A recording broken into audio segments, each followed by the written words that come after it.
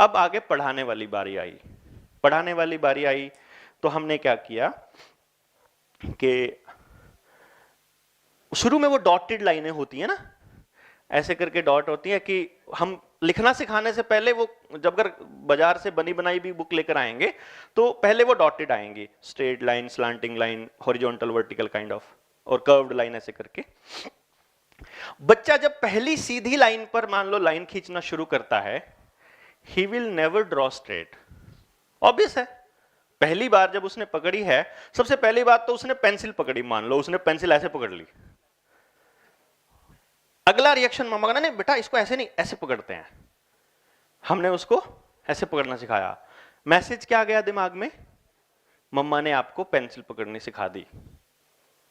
कोई बुरी बात तो नहीं है। अगला, वो लाइन सीधी नहीं गई, मान लो टेढ़ी हो गई, अगले स्टेप पे क्या करती है मम्मा? बस, हाँ जी,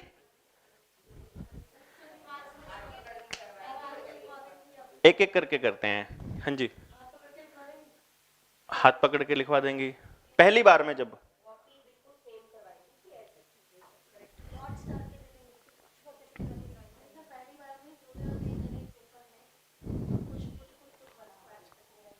हम्म हम्म हम्म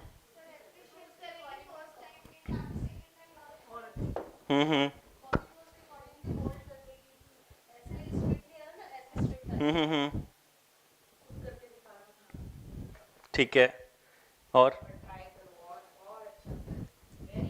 वेरी गुड, वेरी गुड। देखिए, है ना, मैं आपको बता रहा हूं, जो मैं आपको बता रहा हूं वो है more than 99% cases, more than, मतलब इसलिए कि 1000 में 10 आता है, इस हिसाब से 10 भी नहीं मिलती हैं ऐसी मदर्स।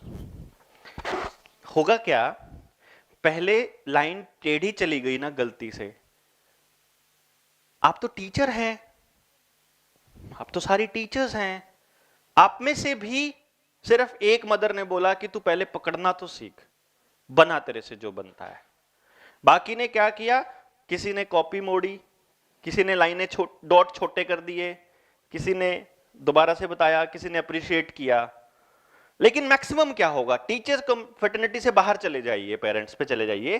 पेरेंट्स क्या करेंगे, जिनकी मम्मी 10वीं तक पढ़ी है, 12वीं तक पढ़ी है, और मेरे ख्याल से बहुत सारी पॉपुलेशन है ऐसी, मेजोरिटी में ये ऐसी पॉपुलेशन है, मेजोरिटी पढ़ी लिखी नहीं है, तो वो क्या करेंगी कि वो डॉटेड लाइन जैसे ही उसने गलती करी, वो इरेजर लेके सबसे पहले उसको मिटाती हैं। ऐसे नहीं बेटा, सीधी कर, फिर वो उसको सीधा करता है, अगली बार परली साइड चली जाएगी लाइन, वो फिर मिटाती है। और फिर क्या करते हैं, फिर भी गलती हो जाती है, तो जब ये देखती है मम्मा को भी किचन में खाना भी बनाना है, गेस्ट भी आने वाले हैं, और काम भी करना है, इसकी ये लाइनों पे लेके थोड़ी बैठे रहेंगे, तो फिर वो जल्दी जल्दी उसको क्या करती है कि ले मैं कराती हूं, और उसका हाथ पकड़ के वो लाइन सीधी कर देती है। दिस हैपन्स, मतलब मैक्सिमम टाइम्स दिस हैपन। अब ये होता है, इसका एज अ होल इंपैक्ट हम लोग स्टडी करने के लिए यहां पर बैठे हैं, क्योंकि हमें ये माँ बाप को बताना है, आने वाले वक्त में हमें ये समझाना है कि इसका क्या असर होता है। जब मम्मा उसकी हर प्रॉब्लम का सलूशन कर रही थी, तो वो देख रहा था कि मेरी मम्मा सुपर वुमेन की तरह है, मेरे पापा सुपर हीरो हैं। जब वो मिटा रही थी तो आप उसको मैसेज दे रहे थे कि तेरे से कुछ भी सही नहीं होने वाला। एज अ होल मैसेज जाता है, मैं आपको ये बता रहा था, जैसे जेंटलमैन का मैसेज गया था, वैसे ही मिटाते ही ये मैसेज आएगा, मेरे से ठीक नहीं हो रहा। फिर जब आप उसका हाथ पकड़ के करवाते हो तो मैसेज जाता है कि मैं मेरी मां के बिना तो लिख ही नहीं सकता।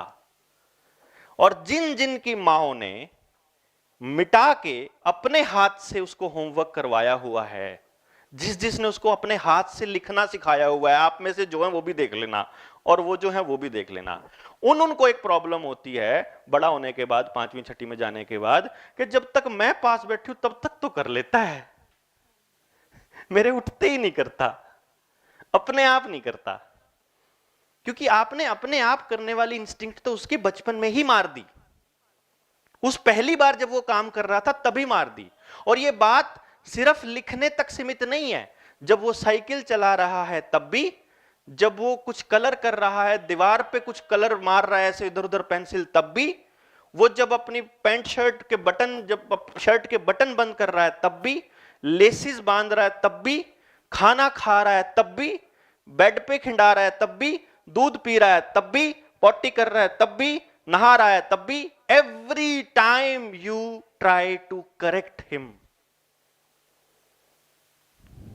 आप उसको सिखाते हो मग पकड़ना, आप उसको सिखाते हो बैठना, आप उसको सिखाते हो सब कुछ बंद करना खोलना, सब कुछ, एवरीथिंग।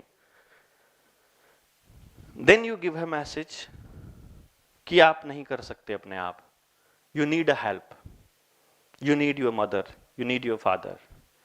एंड उस वक्त फील करो क्या होगा जब मम्मी को सिलेबस समझ में आना बंद हो गया। Imagine that moment. जैसे ही बच्चा आके बताता है मम्मा मेरे को समझाओ, वो कहती है बेटा हमने तो हिंदी में पढ़ रखा है, ये तो हमको नहीं समझ में आता है। तो बैक ऑफ द माइंड कहता फिर पढ़ने के लिए मत कहना आज के बाद, because you are not a specialist now. समझ रहे हैं? वो आपकी बात क्यों माने? Because you are specialist. Doctor की बात तभी मानते हो ना, स्पेशलिस्ट। बीमारी के केस में उसी के पास जाते हो। गाड़ी खराब हो तो डॉक्टर के पास थोड़ी जाते हैं, जो प्रॉब्लम है उसी का सोल्यूशन है। सो आप क्या करते हैं, उसको, उसकी बेसिक इंस्टिंक्ट आपने खत्म कर दी और तब आपने अपने भी हाथ खड़े कर दिए। Now he is totally alone. और ये बच्चों ने बताया मुझे, इट्स नॉट लाइक कि कोई मैं देख के बता दिया। बच्चे बताते हैं पहले तो मम्मा कराती थी, अब कराती है, मैं क्या करूं, मम्मा को आता ही नहीं, पढ़ने को कहती रहती है, पढ़ ले पढ़ ले पढ़ ले पढ़ ले पढ़ ले, पीछे पड़ी रहती है। क्या पढ़ूं ये पता नहीं मम्मी को, कैसे पढ़ूं ये मम्मी को पता नहीं, समझने जाऊं तो बोलती अपनी मैडम से पूछना। मैडम तो अगले दिन स्कूल में मिलेगी तो ट्यूशन रख दी। ट्यूशन वाली मैडम जो है उसको अपनी रसोई के काम से फुर्सत नहीं, वो होमवर्क फटाफट फटाफट करा रही है। वो भी तो सही सिखा तो रही नहीं ना। हम क्या कर रहे हैं कि जो हमने बताया वही लिखो, जो हमने सिखाया वही सीखो, जैसे हमने कहा वैसे ही करो, और जैसे तुम्हारी कॉपी में लिखा वैसे ही पेपर में लिख के आओ, then you are good boy. हाँ, गुड बॉय वाली पे बात याद आया। एक पैरामीटर हम बहुत अर्ली स्टेज में, नहीं बेटा अच्छे बच्चे ऐसा नहीं करते, गुड बॉय ऐसा नहीं करते, एक ये पैरामीटर्स हम लोग बड़े डिफाइन करते हैं हमारे पेरेंट्स। क्या बैड बॉय का कॉन्सेप्ट भी है? This is a very big question. क्या बैड बॉय का कॉन्सेप्ट है? इसके बाद हम जब बात कर रहे थे, हम वहां थे जहां मैं कह रहा था कि मैंने कैसे सीखा। हम लोग गाड़ी से जा रहे, 3 साल का था मेरा बेटा जब, तो एक चलते चलते गाड़ी से मेरे साइड में बैठा था, आवाज आई जोर जोर से रोने की, ऐसे ऐसे करके वो सुबक रहा। मैंने उससे पूछा क्या हुआ बेटा, क्या हो गया भाई, एकदम से रोना शुरू कर दिया बिना ही कुछ बोले या नहीं करे। एंड देन ही सेड, आप तो कह रहे थे कि रेड लाइट पे रुकना होता है, आप तो रुके नहीं। ऐसे होंगे ना आपके पास, आप तो ऐसा कह रहे थे। और स्टार्ट क्राइंग। मैं गाड़ी साइड में लगाई, उसके हाथ जोड़े, बेटा गलती हो गई, सॉरी, आज के बाद ऐसा नहीं करूंगा। I never defended my self. He told me कि तुम गलत थे भाई, तुम्हें समझ में नहीं आता, फिर हमें क्यों पढ़ा रहे हो अगर खुद नहीं फॉलो करना है तो। मतलब ये मैं आपको इसलिए बता रहा हूं कि मेरा दोस्त गाड़ी चला रहा है, उसका बेटा साइड में बैठा है, मैं पीछे बैठा हूं, और अगले वाले बाइक वाला ना एकदम घुस गया उसके बीच में और उसने एकदम जोर की ब्रेक मारी। तो उसका बेटा अपने पापा की तरफ ऐसे देख रहा है और उसके पापा चल पड़े, तो वो बोलता है पापा गाली नहीं देनी थी। He told me कि ऐसे टाइम पे मेरे पापा का ये रिएक्शन होता है। बच्चा ऑब्जर्व करता है छोटी से छोटी चीज, बड़ी से बड़ी चीज। आप बेशक उसको यह मानते हो वो बच्चा है, वो बच्चा नहीं है एक्चुअली। उसका इतना बड़ा दिमाग है जो आपकी छोटी से छोटी मूवमेंट आपके चेहरे के भाव तक पढ़ रहा है। जब आप घर में घुसते हो ना, तो डिमांड करने से पहले मूड देखता है कि चेहरे पे कैसे भाव है। डिमांड अभी नहीं करनी, खाना खाते हुए करनी है कि टीवी देखते हुए करनी है। जब दोस्त से फोन पे बात कर रहा हो तब पूछता है पापा मैंने ये लेके आना है, तो ताकि फोन पे बात करते करते ठीक है ले आएंगे। जब देखता है कि दोस्त से बात करते हुए थोड़ा कम बिजी होता है, बट बॉस से बात करते हुए ज्यादा बिजी होता है, तो जब बॉस का वेट करता है कि बॉस का फोन आने दो फिर ठोकूंगा। He is that much smart and we underestimate. हम उसको सिखाने की कोशिश करते हैं। दिक्कत क्या है, मैं बहुत से पेरेंट्स को एक बात कहता हूं कि ये पॉसिबल है, एंड इट इज, मतलब प्रैक्टिकली दिस इज राइट, कि आपका बच्चा आपसे ज्यादा स्मार्ट है। ये सच है, आपका बच्चा आपसे ज्यादा स्मार्ट है, लेकिन आप उसको अपने जैसा बनाने की कोशिश कर रहे हो। आप उसको वैसे सोचने के लिए मजबूर कर रहे हो जैसे आप सोचते हो। He thinks smarter than you, लेकिन आप उसे कह रहे हो ना ना इतना स्मार्ट नहीं सोचना, अपनी तरह सोच, अपन ऐसे जिए थे तू भी ऐसे जिएगा। And this is really happening, और मैं समझता हूं ये बहुत गलत हो रहा है। हम उन बच्चों से सीख नहीं रहे हैं। उनसे अगर नहीं सीखेंगे तो definitely we are going to die. हम उनको नरक में लेके जा रहे हैं, कंफर्म है ये। कैसे, मैं आपको बताता हूं। मैंने आपको शायद डिस्कस भी किया था उस दिन, बट मैं बता रहा हूं कि जब मेरा बेटा ने ना नेशनल रिकॉर्ड्स बनाए और वो बड़ा हीरो बन गया पूरे नेशनल मीडिया में, तो अखबारों में टीवी में आया उसके सारे मतलब चैनल्स में। एक दिन घर आकर के रोने लगा वो कि मेरी क्लास के बच्चों ने मुझे मारा। वो उससे पहले उससे पूछा करते थे ना कि भाई तेरा फेवरेट फ्रेंड, तेरा बेस्ट फ्रेंड कौन है, तो वो कहा करता था पूरी क्लास मेरी बेस्ट फ्रेंड है। ऐसे बच्चे आपको देखेंगे अपनी क्लास में भी कि सारे ही बेस्ट फ्रेंड है कि नहीं, कोई तो होगा बेस्ट, कहते नहीं सारे, सबके साथ मेरी ट्यूनिंग बहुत है। तो उसकी ट्यूनिंग सभी के साथ बहुत अच्छी थी। बट जब वो आके रोया उस दिन, देन आई सेड कि क्या हुआ था, कहता मैं स्कूल नहीं जाऊंगा कल से। क्या हो गया, बच्चे मेरे को मारते हैं, कल भी मारा था आज भी मारा। क्यों मारते हैं, खिलाते नहीं अपने साथ, कहते हैं तेरे को नहीं खिलाएंगे तू गंदा है। तुमने ऐसा क्या किया, मैंने कुछ भी नहीं किया। फिर क्यों कहते हैं, वो कहते हैं कि मेरी तेरी वजह से ना हमारी मम्मी हमको पीटती है, कि तुम्हारी क्लास में तो है यशस्वी, उसके कौन सा दो सिर है, वो भी तो कर लेता है इतना, तू भी कर। कि वो इतना याद कर लेता है, उसके पास इतनी अचीवमेंट्स हैं, वो अखबारों में आ रहा है, वो टीवी में उसके इंटरव्यू आ रहे हैं, तो तुम क्यों नहीं कर सकते, why can't you learn. And वो, मतलब मैं उसको ऐसे देखता हूं कि ओ, मतलब इसका मतलब कि मेरा बेटा अगर उनसे ऊपर है तो ये मेरे बेटे के लिए प्रॉब्लम है। बिकॉज वो बच्चा उसको अपने साथ एक्सेप्ट नहीं कर रहा, क्योंकि उसके माँ बाप उसके ऊपर इस बात का प्रेशर डाल रहे हैं। 4 दिन पहले तो उसकी मम्मी फोटो खिंचाने आई थी घर, और 4 दिन के बाद उसका बच्चा मेरे बच्चे को मार रहा है, वो उसको अपने पीयर ग्रुप में नहीं रख रहा है। इसका मतलब क्या हुआ कि जो दौड़ है ये मेरे बेटे को पूरी सोसाइटी से अलग कर देगी। अलग थलग पड़े हुए अपने बच्चे को मैं लेके कहां जाऊंगा भाई। हम क्या करते हैं, अपने वाले के लिए बहुत सारी सुविधाएं, नहीं उस गंदे बच्चे के पास नहीं जाना, नहीं उसके पास नहीं जाना, नहीं उसके पास नहीं जाना, and then what we do, हम उसको बताते हैं कि तेरे को, अब मेरे को मेरे मेरे मेरे चाचा की एक बात बहुत याद आती है मुझे। बचपन में ना वो मुझे बोलते, एक बार 5वीं में था तब मैं, तू किसके साथ बैठता है क्लास में, मैं तो कहीं भी बैठ जाता हूँ, सबसे अगली लाइन में होता हूँ, कोई बैठे मेरे साइड में मुझे नहीं फर्क पड़ता। तुम्हारी क्लास में कौन है सबसे इंटेलिजेंट, अब मैं भी ठीक ठाक इंटेलिजेंट था, तो मैंने कहा बस एक वो है, एक वो है, 2 नाम लिए, तो बात सुन। मैं कहा हाँ, अपने से होशियार बच्चे के साथ बैठा कर। मैंने कहा क्यों, बस अपने से होशियार के साथ बैठा कर। मैं कहा उनके पेरेंट्स थोड़ी बैठने देंगे मेरे को फिर, मैं उनके बच्चे से कम होशियार हूं, so why will he they allow? उनके वाले तो मना कर देंगे कि अपने से कम होशियार के साथ नहीं बैठना, अपने से कम अच्छे के साथ नहीं बैठना। तो ऐसे किस किस के साथ बिठाएंगे हम? Why are we ignoring the 40th child? Last बच्चे को क्यों इग्नोर कर रहे हैं हम? ये कितनी बड़ी प्रॉब्लम है सोसाइटी की। मैं नहीं पढ़ पाया तो इसमें मेरी क्या गलती है? ऐसा करके बच्चा मुझसे पूछता है, what should I answer him?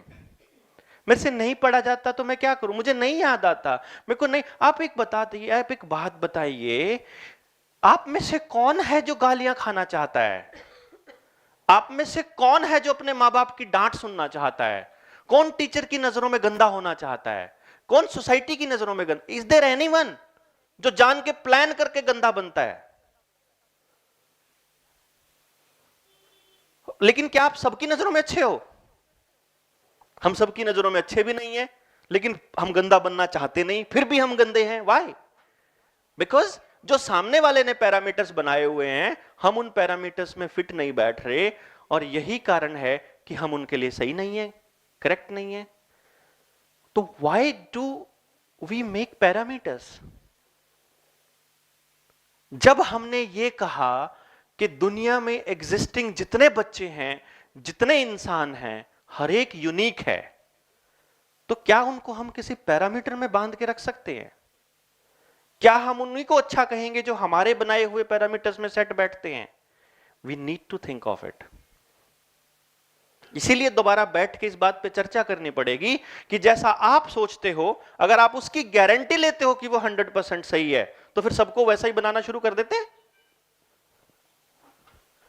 So we are basically training the child, we are not educating him. Education क्या मैं मानता हूं? एजुकेशन में ये मानता हूं कि whenever we talk of everyone. Why to exclude any single child? आप सोसाइटी से किसी को भी अलग कैसे रख सकते हो? जब मैं गांव में जाता हूं, बिकॉज अब मैं गांव-गांव जाकर के लोगों को यह समझा रहा हूं कि भाई ये एजुकेशन सिस्टम अपने बच्चों को मतलब मौत के अलावा कुछ नहीं देगा, ये गारंटी है।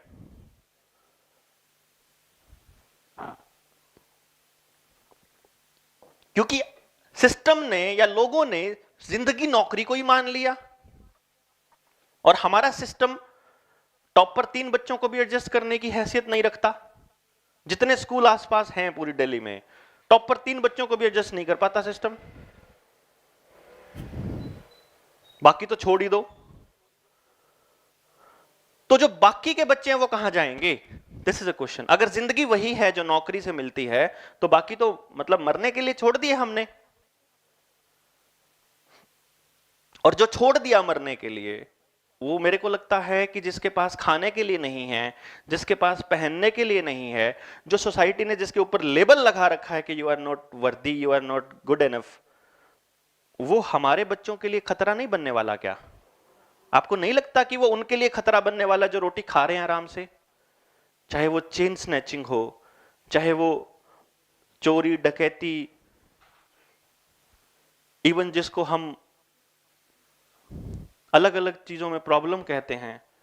अब मुझे गांव में वो कहता है कि यार ये क्यों हो रहा है, क्यों बढ़ता जा रहा है? देखो प्रॉब्लम्स बढ़ती जा रही है ना, ये वाली चोरी की भी, डकैती की भी, एक्स्ट्रा मैरिटल अफेयर्स की भी, स्कूल में भी अफेयर्स की भी, है ना? स्कूलिंग लेवल पे। और कौन सी क्लास के लेवल पे आ चुकी है पता है आपको?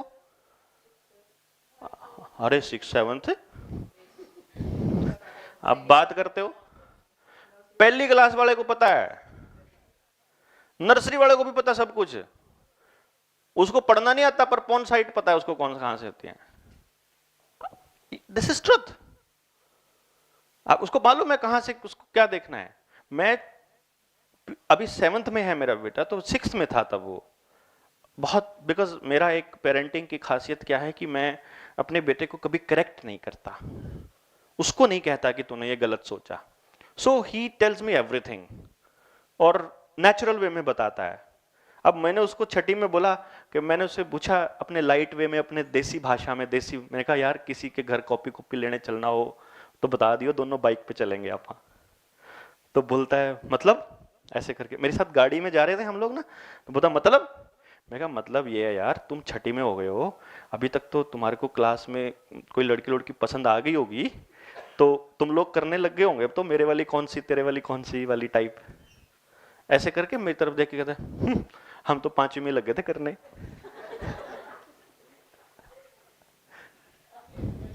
आप लेट हो गए पूछने में। इससे पहले मैं ये एक्सपेरिमेंट कर चुका था उसके ऊपर। मैं ये देख चुका था कि बच्चे की जो ये इस तरह की जो चीजें हैं बच्चों में कहां से आ रही हैं, किस तरह से आ रही हैं, और क्या क्या टीवी इसके लिए जिम्मेदार है, या क्या मतलब मोबाइल इसके लिए जिम्मेदार है।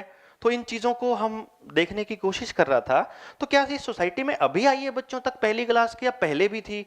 तो मैं देख रहा हूं ये तो मोबाइल के आने से बहुत पहले से ही है। क्या होता कि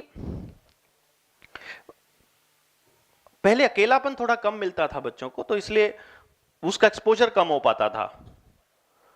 आसपास सभी लोग, ज्वाइंट फैमिलीज वगैरह होती थी, बड़ी फैमिली होती थी, तो एक्सपोजर कम होता था, तो दिखता ही नहीं था कि इसके दिमाग में ये चल रहा, दिमाग में तो चल रहा होता था। अब मैं उसको देखता हूं कैसे कैसे ट्रांसफॉर्म होता है। जब वो 4th में था तो मैंने एक एक्सपेरिमेंट किया, 4थी क्लास में होते हुए। मैंने उसकी मदर को बोला, पूनम मैं अब की बार ना, इस बार इसको पूरा गंद खिंडाने का मौका दूंगा, और अब के गर्मी की छुट्टियों में ना इसकी कोई क्लास नहीं लगाऊंगा, कोई स्विमिंग नहीं, कोई आर्ट क्लास नहीं, कोई चेस क्लास, कुछ नहीं, इसकी पूरा दिन वेला। एंड मैं इसको ऑब्जर्व करूंगा कि क्या करता है पूरा दिन वेला होकर के। आमतौर पे मैं क्या करता हूं कि क्योंकि वो इकलौता है तो मुझे उसके अंदर वो शेयरिंग वाली हैबिट डालनी होती थी, तो मैं हर 2 महीने में अपने भांजे भतीजे जो हैं वो बुलाता लेता था, मतलब ऐसे करके। तो कोई ना कोई, या दोस्त का बच्चा आ गया, कोई 4 दिन, कोई 10 दिन, ऐसे करके रह गया। और एवरीवन ट्राइज कि यार देवेंद्र के साथ तो बच्चे को फायदा ही होना है, तो भेज दो, वो खुश होकर भेजते थे। अब क्या है कि सारे भांजे भांजियां सब आ गई मेरे घर में, 4 बच्चे छोटे और एक वो, 5 हो गए। सुबह ही 5 बजे उठ जाते, पार्क में दौड़ जाते, खेलते रहते, जबरदस्ती दूध पिलाने लाना पड़ता, फिर खेल गए, फिर खाना वगैरह, सब ऐसे जैसे नॉर्मली होता है कि खेलने में ही पूरा दिन लगे हुए हैं पागलों की तरह। दोपहर में मुश्किल से उनको रोकते कि भाई गर्मी गर्मी, जब ज्यादा गर्मी होती है तो 10 बजे आ जाया करो, और उसके बाद घर में रह के खेला करो। इस प्रोसेस में 1 महीना बीत गया, सारे बच्चे वापस चले गए। देन स्कूल में जाने वाले 2 दिन बच गए। मैंने रात को बैठा, मैंने कहा विनी चल एक खेल खेलते हैं, एक थोड़ा सा बात करते हैं। हाँ बताओ। कॉपी ले आ, रजिस्टर ले आया वो। मैंने रजिस्टर में लाइनें ड्रॉ करनी शुरू की। मैं कहा एक लाइन यहाँ पे ड्रॉ कर ले, तो वो स्केल से लग गया लाइन ड्रॉ करने। मैंने कहा जितने बच्चे पार्क में मिले ना इस पूरे 1 महीने में, तेरे को कौन कौन याद है वो लिख दे। उन्हें सबके नाम लिख दिए, जो जो जिसको जानता था वो। फिर मैंने बोला कहाँ कहाँ रहते हैं अब वो लिख दे। किसी का पता था, किसी का नहीं पता था। कौन सी क्लास में है वो लिख दे। लिख दिया सब कुछ। अब ये लिख, इनके साथ कौन सा खेल खेलता था तू।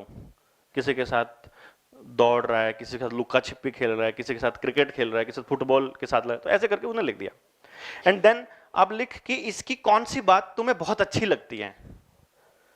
तो उसने वो अच्छी बातों में लिख दिया, ये हमें खेलने के लिए टॉयज दे देता है। ये 4थी में था, जो उनके लेवल की जो बातें होती हैं। बट द अलार्मिंग सिचुएशन क्या थी कि अब ये लिख कि तेरे को इसकी कौन सी बातें अच्छी नहीं लगती हैं। तब वो बता रहा है, ये मुझे यहां हाथ लगाता है, ये मुझे जबरदस्ती किस करता है, ये मुझे लिप्स पे किस करता है, ये ऐसे गोदी में बिठाता है तब अच्छा नहीं लगता। और वो एक एक बात उसने लिख के मुझे बताई कि ये वाले लड़के हैं जो मुझे अच्छे नहीं लगते। देन मैंने पूछा कि क्या तुम्हें ये अपनी जिंदगी में दोबारा चाहिए, तुम्हें इनके साथ खेलना है, नहीं खेलना तो क्रॉस मार दे इन पे। उनके नाम के ऊपर मैंने उसके हाथ से क्रॉस लगवा दिया, ये कहीं दिख जाए तो तू फिर अब अवॉइड कर जाना। उसको अवॉइड कर लिया। But the conclusion of the whole research, फिर मैंने और बातें भी बहुत सारी पूछी, उनका रिजल्ट क्या निकला मैंने देखा क्योंकि हम अपने बच्चे को 1 साल बड़े बच्चे या 1 साल छोटे बच्चे के साथ खेलने से तो मना नहीं करते। तो 12वीं वाला बच्चा जो है वो ग्रेजुएशन वाले बच्चे के साथ बात कर रहा है खुल के, तो 12वीं वाला 10वीं वाले के साथ भी कर रहा है, और 10वीं वाला 8वीं वाले के साथ भी कर रहा है, और 8वीं वाला इंटर्न कर कर करके पहली वाले के पास आया पड़ा है। तो जो एक अडल्ट हैप्पीली मैरिड लाइफ का जो आइडिया है और जो कॉन्सेप्ट है और जो ज्ञान है, वो सारा ज्ञान पहली क्लास के बच्चे के पास पहुंचा हुआ है। फर्क सिर्फ इतना है कि अगर मैं अभी आपके कान में कुछ बोल दूं और आप आगे बताने लगो वहां तक, तो यहां तक आते आते उसका मतलब ही कुछ और हो जाएगा। बस फर्क सिर्फ इतना है कि एग्जैक्ट बात ट्रांसफर नहीं हो रही है एज इट इज। जिसने जैसा समझा, देखा, सोचा, जिसका जैसा दिमाग, वो वैसा कॉन्सेप्ट बनाया और अगले को पेल दिया बस। दैट्स वाई हमारे पास वो सारा नॉलेज ऑलरेडी सबसे छोटे बच्चे के पास भी है। इसलिए किसी चीज से भाग नहीं सकते, किसी चीज से को अवॉइड नहीं कर सकते। आप ये नहीं कह सकते कि इसके साथ नहीं भेजेंगे लेकिन इसके साथ भेजेंगे। जिसके साथ भेज रहे हो उसके साथ वो सिक्योर है, इट्स नॉट ट्रू। ऐसा आप श्योर नहीं हो सकते। तो इसलिए आपको हर बच्चे पे काम करना पड़ेगा, इसलिए आपको हर मां बाप पे काम करना पड़ेगा, क्योंकि आपके बच्चे को किससे नुकसान होगा आपको भी नहीं पता। छोड़ नहीं सकते किसी को भी। दैट्स वाई मैंने ये सोचा कि मैं अपने बच्चे को टॉपर बना दूंगा, बट रहना तो इसी सोसाइटी में है। सोसाइटी पे काम नहीं किया तो बच्चे पे काम नहीं होगा, ये कंफर्म है। जो जैसा भी है, बुरा है, अच्छा है, अच्छी बातें पता है, किसी को बुरी पता है, उसको वैसा का वैसा एक्सेप्ट करना पड़ेगा, और एक्सेप्ट करके ही उसके ऊपर काम करना पड़ेगा। क्योंकि मैं ये मानता हूं कि जिसके दिमाग में 24 घंटे पॉर्न साइट चलती हो, बड़े बंदे के, बड़ा बंदा जो है, उसको भी अगर अपनी पसंद का काम मिल जाए तो काम का नशा अलग ही होता है, बशर्ते कि आपको उसमें मजा आना चाहिए। भूल जाता है वो सब कुछ, नहीं रहता कुछ भी ध्यान, बशर्ते कि उसको मजा आना अपने काम में चाहिए। क्योंकि अपने काम से बड़ा नशा कोई नहीं होता। बिकॉज वहां से आपको इज्जत मिलती है, वहां से आपको एक्सेप्टेंस मिलती है, वहां से आपको फाइनेंशियल मदद भी मिलती है, वहां से आप सोसाइटी में एक बेहतर इंसान के तौर पे एमर्ज करते हो। So it is very important कि उस बच्चे को किसी एक चीज या 2 चीजों की लत बचपन में ही पड़ जाए, जिनको करते हुए वो टीवी भी भूल जाए, वो मोबाइल भी भूल जाए। जब तक ये इस लेवल पे हम नहीं सोचना शुरू करेंगे, जब तक मां बाप को इस लेवल पे ट्रेंड नहीं करेंगे, जो नर्सरी में आपके पास आ रहा है, जब तक हम उसको इस लेवल पर नहीं समझाएंगे, तब तक उम्मीद मत कीजिएगा कि आप सोसाइटी को, एजुकेशन को, स्कूल को बेहतर बना सकते हो उस बच्चे के लिए। कभी भी नहीं बना पाएंगे। और टीचर का काम सिर्फ नौकरी भर नहीं होता है। टीचर का काम सिर्फ 8 से 2 या 8 से 3, 9 से 3 नहीं चलता है। टीचर का काम दिन रात चलता है। एक मोमेंट के लिए भी आप अपने बच्चों से अलग नहीं हो सकते। अगर आप एक मोमेंट के लिए भी उनसे अलग सोचना शुरू कर दिया तो आप टीचर नहीं हो, फिर आप सैलरीड पर्सन हो, फिर आप सिर्फ सैलरी ले रहे हो, फिर आप अपने आप को टीचर मत कहो। क्योंकि this is the most challenging job, most challenging job. हां, हाईली पेड है कि नहीं, हमें इज्जत मिलती है कि नहीं, ये एक सेकेंडरी पार्ट है, बट ये सबसे चैलेंजिंग जॉब है, मैं ये मानता हूं।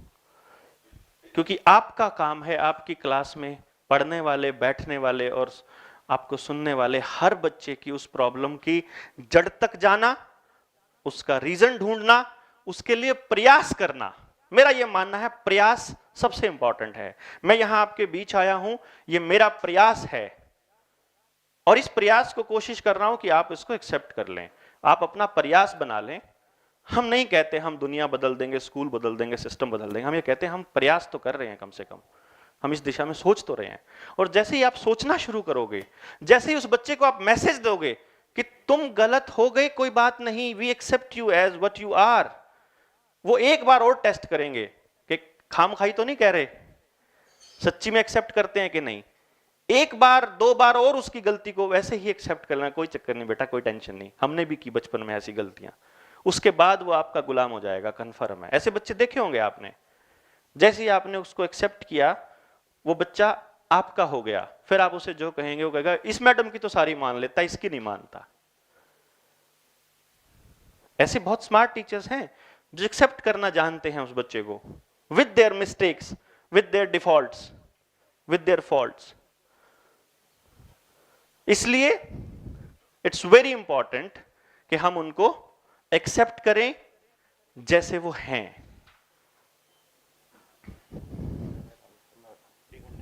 ओ आराम से, पता नहीं ये इनके ऊपर है, अपन तो बोलते हैं, अपने तो बहुत एनर्जी है इसलिए।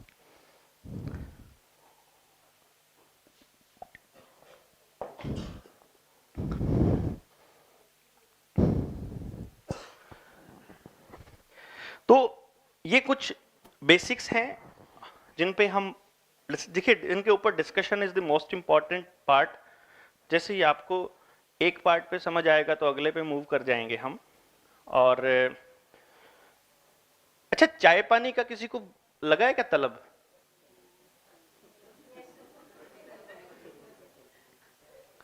नींद आ गई?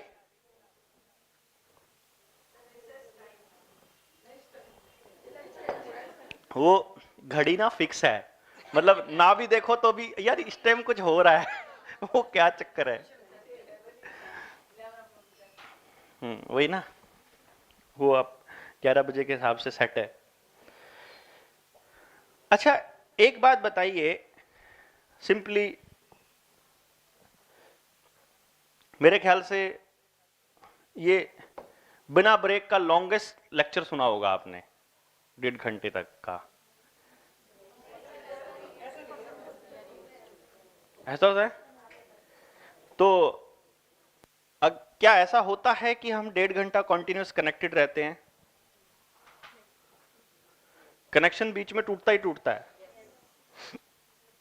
मेरा मकसद सिर्फ इतना सा था कि क्लास में अगर बात बच्चे की समझ में आ रही है, अगर वो उससे रिलेटेड है, तो आपके साथ वो जल्दी कनेक्ट होता है। दिक्कत क्या हो रही है कि जो तूपड़ मेथड है या जो मार्किंग वाला है नंबर, वही ये इस क्वेश्चन का आंसर ये है, लिख लाई, और वो कनेक्ट ही नहीं होने देता टीचर को बच्चे के साथ। और ये बिगेस्ट प्रॉब्लम मैं महसूस करता हूं कि स्कूल में जो सबसे बड़ी प्रॉब्लम है वो कनेक्शन की प्रॉब्लम है, कि बच्चा कनेक्ट नहीं हो पा रहा, कहीं भी नहीं कनेक्ट हो पा रहा। कहीं भी नहीं का मतलब है, इसके पीछे एक और बड़ा कारण मैं मानता हूं, वो ये है कि मकसद क्या है, यानी कि आपका बच्चा पैदा करने का मकसद क्या है, मतलब पेरेंट का, किसी का भी, ये बहुत इंपॉर्टेंट है। दूसरा, आप ये तो एक वो हो गया, अगर इसको थोड़ा स्पिरिचुअल लैंग्वेज में बात की जाए, और ऐसा किसी से अगर सुना हुआ आपने, किसी आध्यात्मिक गुरु से, कि आप सेलेक्ट नहीं करते हो बच्चा कौन आए आपके घर में, बच्चा सेलेक्ट करता है कि मेरे पेरेंट्स कौन होने चाहिए। और वो इस बेसिस पे डिपेंड, और इस बेसिस पे होता है कि आप जब कंसीव करते हो तो आपके दिमाग में क्या है। और ये ट्रुथ है, इसमें कोई वो नहीं है।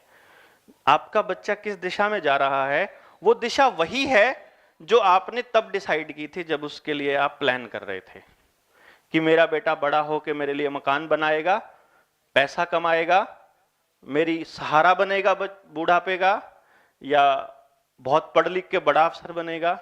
वो उस दिशा में जा रहा है ऑलरेडी। एक आधा तो ऐसा होता है ना, बड़ा होकर अपने को गुंडा बनाऊंगा मैं तो अपने वाले को, ऐसा भी होते हैं बड़े सारे, ठीक है। तो वो जा रहा है उस वक्त, वो उस वक्त गलती से उन्होंने कॉन्सेप्ट ले लिया तो वो बनेगा ही, मतलब डेफिनेटली। इसकी थोड़ी अगली कड़ी में अगर हम बात करें तो जिस जगह पे आप आज बैठे हैं उसका मकसद क्या है, ये समझना भी बहुत जरूरी है। क्योंकि हमारे यहां टीचर कौन बनता है ये आपको भली भांति पता है। पता है, जो टीचर बनना चाहता है वो बनता है, या मतलब अब देखिए, एक बच्चा जब 10वीं के मार्क्स आते हैं, उसके बेसिस पे उसको एडमिशन मिलता है अगला, भाई स्ट्रीम मिलती है नंबरों के बेसिस पर, फिर उसको कॉलेज मिलता है, फिर उसको पढ़ाई मिलती है, फिर उसको प्लेसमेंट मिलता है। जिसको प्लेसमेंट नहीं मिलता है वो यूपीएससी की तैयारी करता है, यूपीएससी की छोड़ के वो स्टेट सिविल्स की तैयारी करता है, वो जिसका लगता है कि यार अपने बस की ये खेल नहीं है वो फिर एसएससी की तैयारी करता है सब इंस्पेक्टर के लिए, या आर्मी में एनडीए के लिए, या फिर ग्रेजुएशन के बाद कोई कंपनी ज्वाइन कर ली या और दूसरी चीजों के लिए, तो वो ज्वाइन करता रहता है ऐसे करके ना। जो जो बच जाते हैं आखिर में ना, फिर सोचते हैं कि और कुछ नहीं मिल रहा है तो चलो जेवीटी कर लेते हैं, बीएड कर लेते हैं। This is truth in more than 95% cases, more than 95% cases की बात कर रहा हूं मैं। हमने अपने बच्चे को टीचर बनाने के लिए, मुझे नहीं पता कितने लोग अपने बच्चे को ये कहते हैं कि तू टीचर बनना बड़ा होकर कि टीचिंग बहुत अच्छी जॉब है। मुझे नहीं लगता कि हम कहते हैं, सोसाइटी में कोई भी नहीं कहता है। गवर्नमेंट जॉब के लिए चलना हो एक अलग बात है, सरकारी नौकरी के लिए एक अलग बात है, लेकिन बच्चे के खुद ही इतना पैशनेट है वो बच्चा कि वो गुड्डियों को पढ़ाती है बच्ची, अगर कोई वो अपने खिलौनों को पढ़ाता है खड़ा करके, वो इतना पैशनेट है, वो अलग बात है, और वो उसको कितना कैरी कर पाता है। बट हमारे यहाँ टीचर आखिरी कॉन्सेप्ट होता है हमारे एजुकेशन सिस्टम में। आप देखिए आप पढ़ाते कैसे हैं, आपका पढ़ाने का तरीका क्या है, वही तरीका है जो मैंने आज से 20 साल पहले देखा था। मैं जब स्कूल में था और आज जब मैं स्कूल देखता हूं, उससे इतर क्या आपको फर्क महसूस होता है? कैसे? पहले जो टीचर पढ़ाते थे वो भाई खड़े हो जाओ जरा किताब पढ़ो, हम अपने बच्चों को पहले चैप्टर समझाते हैं, हम अपने बच्चों से पूछते हैं हाँ भाई समझ आया या नहीं आया, अच्छा तू चल छोड़, तुझे समझ आया, सबसे लास्ट वाला तू बता, इसका देखते हैं कि जिसका ध्यान इधर उधर है, हम पहले बच्चों से पूछते हैं, नहीं तो आगे बढ़ने का कोई फायदा ही नहीं, बच्चा शोर मचाएगा जी। यदि उससे पूछेंगे ही नहीं कि समझ आया नहीं आया तो अगले स्टेप पे जाने का कोई फायदा नहीं। हाँ बिल्कुल ठीक है बात, उसका फायदा नहीं है। This is an idealistic situation which you are talking about. और जैसे अगर आप पहले तो टीचर ही बोलता था, पहले क्या होता था कि मौका भी दे रहे हैं ना। हाँ हाँ हाँ हाँ आप यहाँ हो उसका सबसे बड़ा प्रूफ यही है, बिकॉज़ टीचर्स को ट्रेन करने की कोशिश की जा रही है to be a better teacher. मैं आपको बताऊं, टीचर्स को ट्रेन करने की कोशिश की जा रही है, और ये मुझे लगता है लवली स्कूल पहला स्कूल है दिल्ली में, अगर आप ये कह रहे हो तो। मान लो मैं, अगर मेरे को कह रहे हो, और जो दूसरे सेमिनार्स की जहां तक मैं कहता हूं, जैसे सीबीएसई के सेमिनार्स आपने देखे होंगे।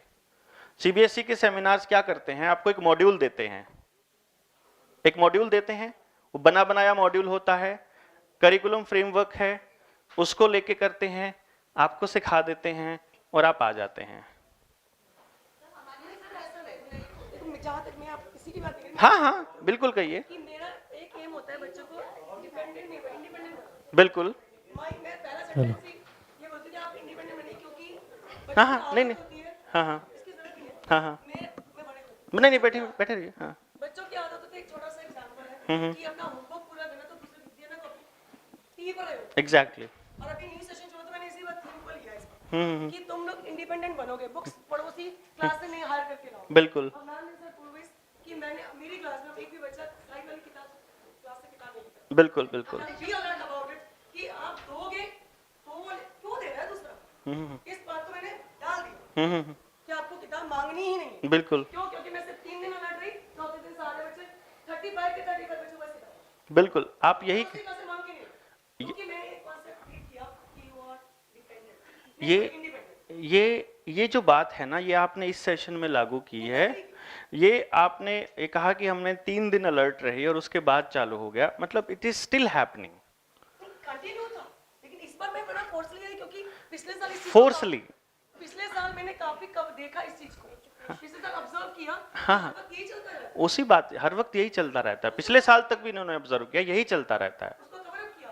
हाँ बेसिकली हम क्या कर रहे हैं, हम वही कर रहे हैं जो आपने कहा, और जो आपने कहा हम क्या कर रहे हैं कि जैसा हम कह रहे हैं वही सही है,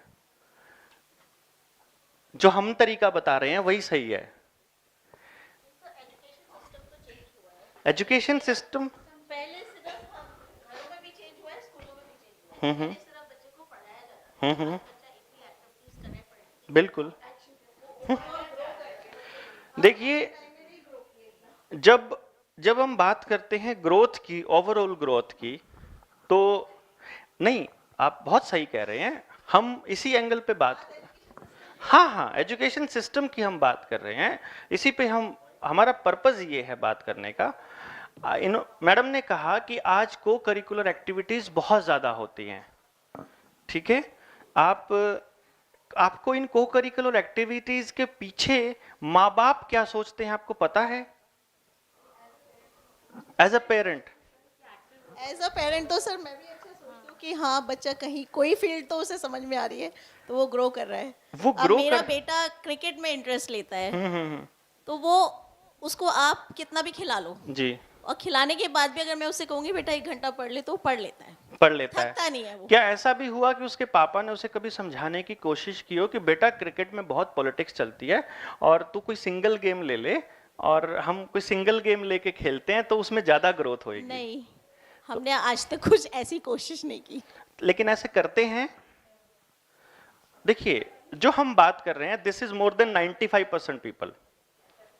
एक्सेप्शन वो बात 5% हम छोड़ के चले हुए हैं।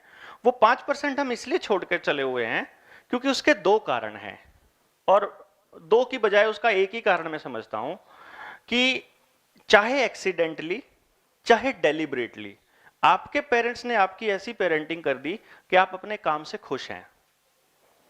अगर आप खुश हैं तो आप अपने बच्चे को खुश होने का पूरा हक देंगे, आप उसको पूरा मौका देंगे, आप उसको पूरी फ्रीडम देंगे, सिर्फ और सिर्फ अगर आप खुश हैं तो। और इसका सिर्फ एक ही कारण है, ये जो 5% है ना, वो यही लोग हैं।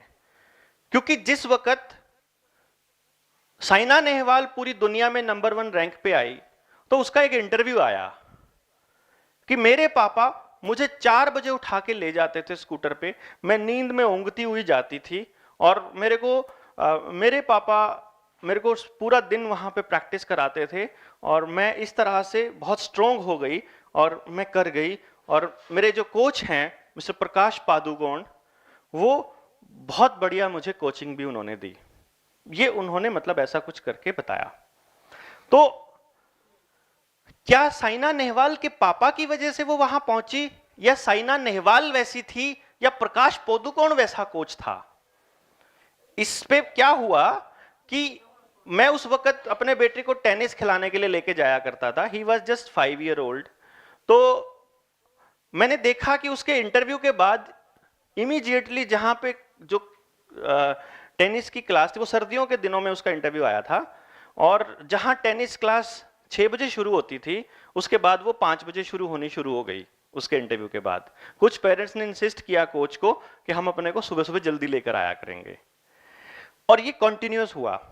इसके थोड़े से अगर दूसरे पैरामीटर्स पे गौर करें तो Deepika Padukone was also an international badminton player. खुद प्रकाश पादुकोण, उसके पापा इंडिया के बहुत बेहतरीन कोचेज में होते हुए भी अपनी बेटी को बैडमिंटन में कंटिन्यू नहीं करा पाए, और उसे बैडमिंटन छोड़ना पड़ा बीइंग एन इंटरनेशनल प्लेयर। वो इंटरनेशनल खेल चुकी थी। अगर प्रकाश पादुकोण इतने अच्छे कोच होते तो सारे ही बच्चे फिर वैसे बनने चाहिए थे। अगर उसके पापा की वजह से वो बन पाई तो फिर सारे जो जिन के पापा सुबह उठा के ले जाते हैं फिर सारे बनने चाहिए थे। अगर साइना नेहवाल की वजह से बन पाई तो जो इतनी स्ट्रगल करते हैं वो सारे बन जाते। But it never happens. हमारे यहां जो जोर लगा रहे हैं, अगर गलती से या डेलिबरेटली, या तो मां बाप इतने अवेयर, इतने इंटेलिजेंट, इतने ऑब्जर्वर, तगड़े ऑब्जर्वर हैं कि वो उस बच्चे की हर एक्टिविटी को ऑब्जर्व करके, कैलकुलेशन करके, उससे पूछ के, कैलकुलेट करके उसको उस दिशा में या तो ले जा रहे हैं, या गलती से मां बाप चाहता था और वो उसी चीज के लिए बना था बाय चांस। वो 5% लोग are happy in this India, in this country. ये इंडेक्स है, हैप्पीनेस इंडेक्स, पूरी रिपोर्ट है, और आप अपनी सोसाइटी में देख पाते हो कि more than 95% people in India are not happy with the job they are doing.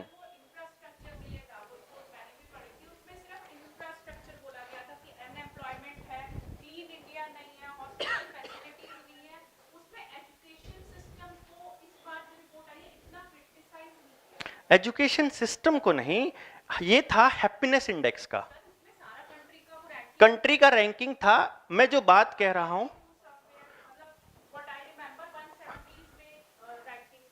194 लोग यूएन में रजिस्टर्ड अगर हैं, मतलब कंट्रीज हैं, तो उसमें से वो 170 180 के आसपास थी वो, है ना। और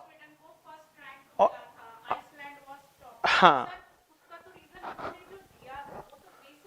उन्होंने दिया था, लेकिन मैं तो अपनी रिसर्च भी बता रहा हूं, और आप अपने आसपास में ढूंढ लीजिएगा। मतलब हमारे यहाँ आसपास सोसाइटी में आपको कैसे लोग मिलेंगे, आप देख लीजिए। मतलब इट्स नॉट, एक और बात बताऊं मैं आपको, जो मैं आपको बता रहा हूं वो मैं अपनी फाइंडिंग्स बता रहा हूं, जो मैं आपको बता रहा हूं अपना तजुर्बा शेयर कर रहा हूं आपके साथ। Now you need to analyse कि हम कहां खड़े हैं। आप ऑलरेडी एक पॉइंट आगे खड़े हैं, तो फिर क्या जरूरत है पीछे आने की आपको। समझ रहे हैं ना आप। अगर आप 4 पॉइंट पीछे खड़े हैं तो 2 पॉइंट आगे सरक आइए, एक सिंपल फंडा है। हमने ये कहा कि आप अपने आसपास देखेंगे, मोर देन 95% पीपल इन इंडिया, और ये परसेंटेज अमेरिका में 80% पे है।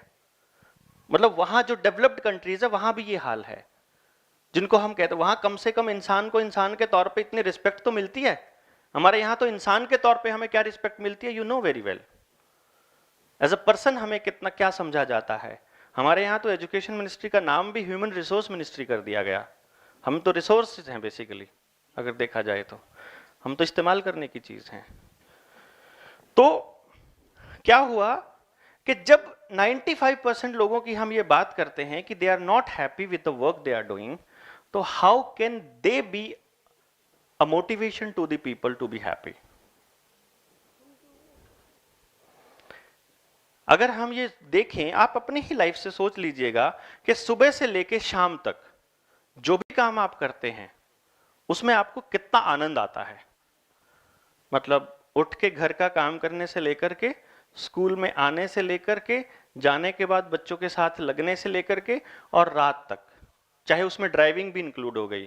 Do you love driving, do you love this thing, do you love this thing, तो यू विल फाइंड कि मैक्सिमम चीजें हम वो कर रहे हैं जो हमें करनी पड़ रही हैं, और it's the truth.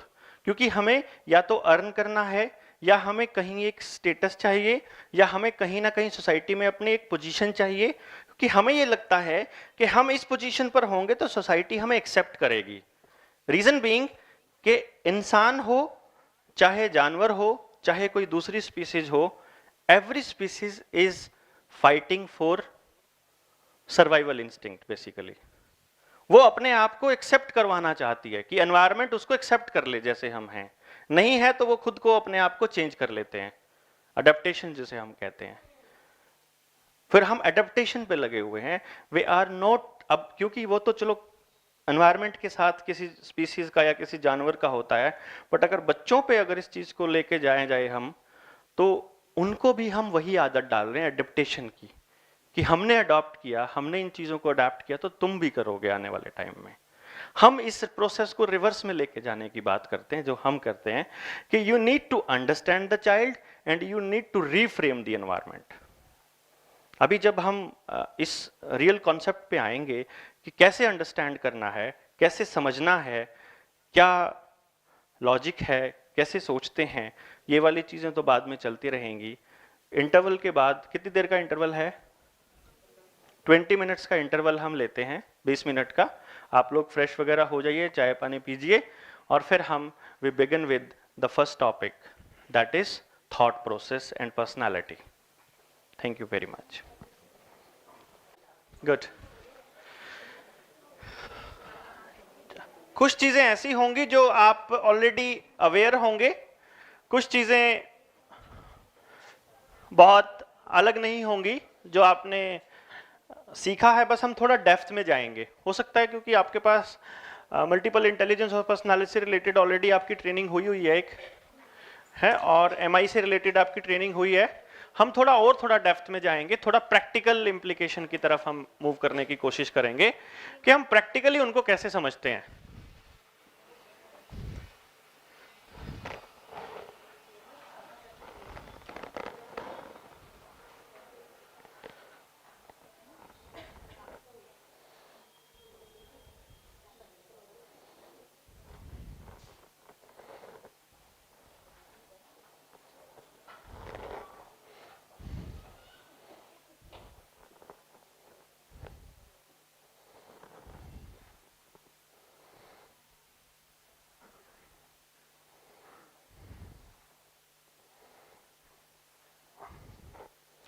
Wifi connection है यहाँ पे?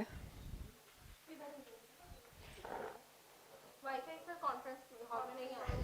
यहाँ पे नहीं आता।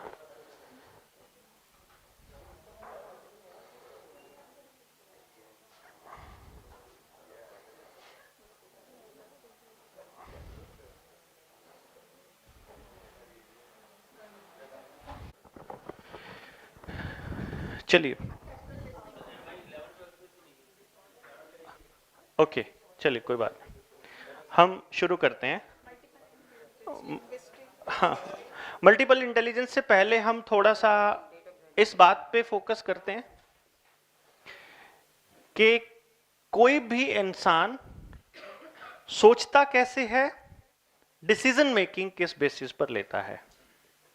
ये पहला सवाल होगा, क्योंकि जब भी आपको करियर से रिलेटेड डिसाइड करना है, इवन आपको शर्ट भी खरीदनी है, आपको मोटरसाइकिल कार कुछ भी खरीदना है, घर बनाना है, कोई भी डिसीजन लेना है लाइफ का मेजर, शादी करनी है, तो आपका जो बेसिक थॉट प्रोसेस होगा वो वही रहेगा जैसे आप पैदा हुए हो, जैसा आपका दिमाग का ओरिजिनल ब्रेन है।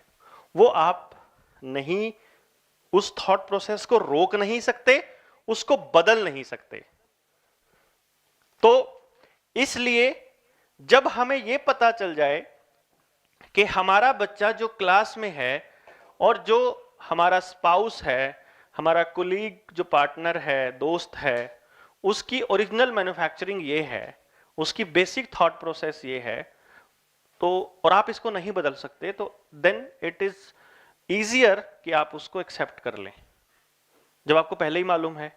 मान लीजिए हम मैरिटल काउंसलिंग में, प्री मैरिटल काउंसलिंग में हम दोनों को, लड़का और लड़की को, हम ये बताते हैं कि देखो तुम्हारी होने वाली बीवी का जो सोचने का तरीका है वो इस तरह का है, वो चीजों को ऐसे लेती है, अब तुम तुम ऐसे लेते हो, तो ये सिचुएशंस आएंगी, तो तुम्हें इस तरह से बिहेव अगर तुम करोगे तो डिस्प्यूट नहीं होगा। यहां पे तुम कॉन्ट्राडिक्टरी आएगा तुम्हारा विचार, और अब जब आएगा आपको मालूम है तो फिर कोई इशू नहीं है।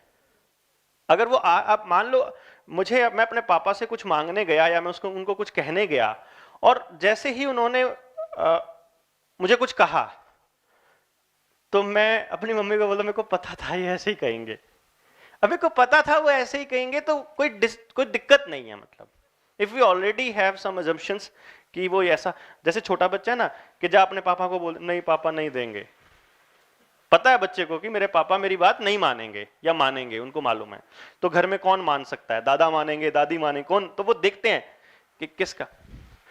तो एक इंसान के 3 बिहेवियर होते हैं बेसिकली, वो ये आपको समझना पड़ेगा। एक वो है जो इन्नेट बिहेवियर है, पैदाइशी बिहेवियर, जिसकी अभी हम बात करेंगे। पहले हम पैदाइशी बिहेवियर को देख ले। दूसरे नंबर पे आता है अडॉप्टेड बिहेवियर। ये अडॉप्टेड बिहेवियर जो होता है आमतौर पे, फिर जैसे बच्चा बोला, मम्मी ने चपेट लगा दी, तो समझ जाएगा कि ये वाली बात आगे से बोलूंगा तो चपेट पड़ेगी, तो उसने अडॉप्ट कर लिया, आगे से दिमाग में आ रहा है वही बात, लेकिन बोलेगा नहीं। ठीक है ना? जैसे कई बार आपको ऐसा लगेगा नहीं ये तो ऐसे नहीं करता, वो नहीं करता इसका ये मतलब नहीं है वो नहीं सोचता, वो सोच रहा है, सिर्फ कर नहीं रहा, क्योंकि आपने रूल बना रखा है स्कूल में, आपने फोर्सफुली, जैसे आपने कहा था कि हमने फोर्सफुली उसको ऐसे करा, तो उनको पता है कि ये रूल है, मैडम गुस्सा होंगी इससे, तो वो बिहेवियर नहीं शो करेगा, लेकिन उसके अंदर से तो आवाज वही आएगी ना जो ओरिजिनल है, वो नहीं जा सकती। और तीसरा बिहेवियर है कंटेक्चुअल। वो बिहेवियर वो होता है जब इंसान अपनी एक किसी कुर्सी पर बैठा है। आप प्रिंसिपल की जगह पर बैठ करके एक क्रिकेट कोच की तरह बिहेव नहीं कर सकते, या क्रिकेट प्लेयर की तरह बिहेव नहीं कर सकते। आप जहां बैठे हो एज ए टीचर, यार तुम तो समझदार हो, यार अब तो तुम टीचर बन गए हो, अब तो थोड़ा ढंग से बिहेव करो, ऐसा करके हम डायलॉग सुनने को मिलेगा हमें, या हम किसी को कहेंगे कि अब तुम ये बन गए हो तो तुम्हें इसके हिसाब से बिहेव करना चाहिए। ये कंटेक्चुअल बिहेवियर है। तो अभी हम बात करेंगे इन्नेट बिहेवियर की। बाकी के 2 बिहेवियर सीखे जाते हैं, और आमतौर पे जिस जगह पर हम बैठे हुए हैं सारे के सारे, हम अपने कंस्ट्रक्चुअल बिहेवियर में हैं। मैं मतलब एज अ ट्रेनर खड़ा हूं तो उस तरह से हाथ हिला रहा हूं, बोल रहा हूं, कह रहा हूं, आई कांटेक्ट बना रहा हूं। आप उस हिसाब से, क्योंकि एज अ टीचर हैं तो जब आप क्लासरूम में होते हो तब आपका ये वाला मोड होता है जो मेरा मोड है ना। और फिर घर में जाते हैं तो हम एक बाप की तरह बिहेव करते हैं, माँ की तरह बिहेव करते हैं, बहन की तरह, मतलब अलग अलग इंसान से हम अलग अलग कंटेक्स्ट में बात करते हैं। वो हमारा कंस्ट्रक्चुअल बिहेवियर है और अडॉप्ट हमने कर ही लिया है। अडॉप्ट हम कैसे करेंगे? ओरिजिनल नेचर के हिसाब से अडॉप्ट करेंगे। यानी कि जैसे हम ये कह देते हैं कि हर बच्चे के ऊपर एनवायरनमेंट का असर होता है। एक्चुअली किसी को ये नहीं पता कि एनवायरनमेंट का कितने % असर होता है। कोई कहता है कि ये तो सारा का सारा एनवायरनमेंट के हिसाब से चलता है बच्चा। कोई बच्चे के ऊपर बिल्कुल असर नहीं होता एनवायरनमेंट का। किसी बच्चे पे आधी बातों का होता है, आधी बातों का नहीं होता है। ऐसे ही होता है।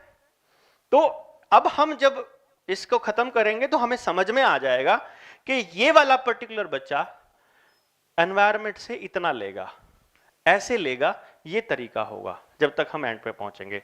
तो पहले हम बेसिक नेचर समझ लें, जितने टाइप के पैटर्न्स बिहेवियर हैं, थॉट प्रोसेस का जो पैटर्न है पहले हम वो समझ लें, तो हमें अपने आसपास के लोग दिखने शुरू हो जाएंगे।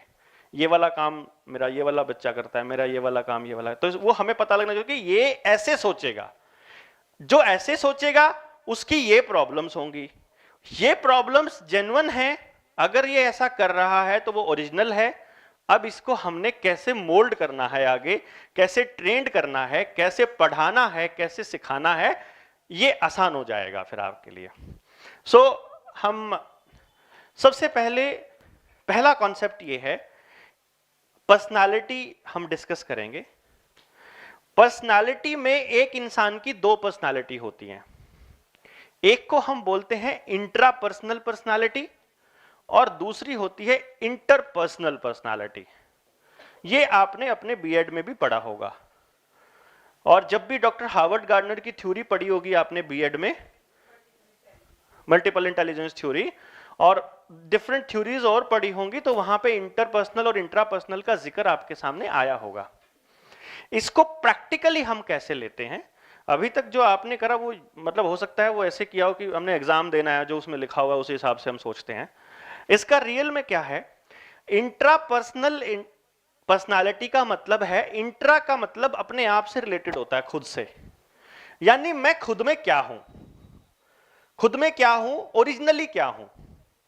और इंटरपर्सनल का होता है कि लोग मुझे कैसा देखते हैं। इसका मतलब जब मैं अपने स्पाउस के साथ हूं, अपने बच्चों के साथ हूं, अपने माँ बाप के साथ हूं, या ऐसे किसी शख्सियत के साथ हूं जो मेरे इतने क्लोज है और इतना ज्यादा मेरे साथ रहता है कि मेरी कुछ भी चीज हिडन नहीं है, ओरिजिनल नेचर मेरा बाहर दिख रहा है सबको, कि मैं सोते टाइम कैसे पड़ा होता हूं, मैं खाता कितना अच्छे से हूं, मैं बैठता कैसे हूं, मतलब पसर के बैठता हूं कि सीधा, या मतलब मेरा जो ओरिजिनल है कि कोई फर्क नहीं पड़ता कोई देख रहा है कि नहीं देख रहा, वो इंट्रापर्सनल है। तो वो बिहेवियर होता है उन लोगों के साथ।